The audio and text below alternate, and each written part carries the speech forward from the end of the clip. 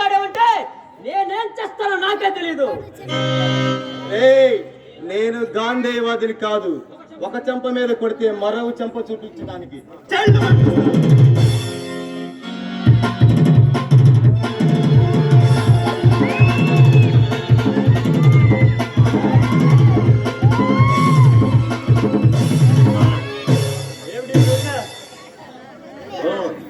నెహ్రూ గారు, బాపూజీ గారా నరేంద్రపురాన్ని ప్రగతి పదంలో నడిపించి 21వ శతాబ్దంలో లాక్కెళ్తామని చెప్పి మీకు మీరే చొక్కాలు పట్టుకొని లాక్కుంటున్నారా? చూడరా, మా డాడీ ఒక నియంతట. ఎవడా మాట్లాడది? షూట్ చేసి పారేస్తాను. వారు సాక్షాత్తు శ్రీమన్నారాయణుడు.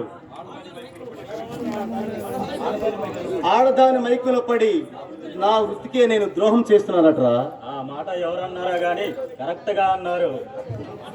రఘు, ఆవేశపడకు ఫ్రెండ్.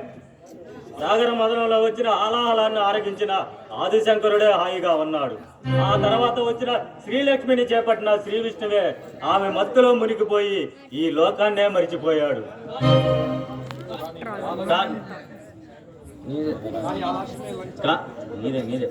కానీ ఆ లక్ష్మి లంచాలుగా పుచ్చుకుంటూ నీ బాధ్యతను మర్చిపోయి నీ వృత్తికే తీరని కలంకం తెస్తున్నావు.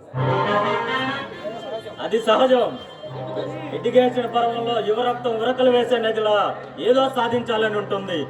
ఉద్యోగ పర్వంలో అడుగుపెట్టిన తర్వాత పక్కవాడి లగ్జరీని చూసి నిస్వార్థం స్వార్థంగా మారిపోతుంది. ఎవరు ఎటుపోతే మనకేంటని, మనము మన కుటుంబం బాగుంటే చాలని చేతులు చాపటం మొదలు పెడతాము. అందుకు నిదర్శనం నీ ఆదర్శమేగా. సమ్మెట దెబ్బలు తిన్నా ఇనుము, ఎదురు దెబ్బలు తిన్న మనిషి పరిస్థితుల్లో తలవంచక తప్పదు.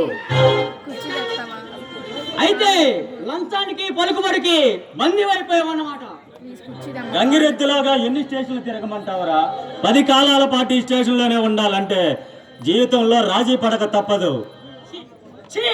నీకంటే పడు పూర్తి చేసుకునే పడదనయం. నీ కొట్టంత చెడ్డ పని నేనేం చేయలేదురా.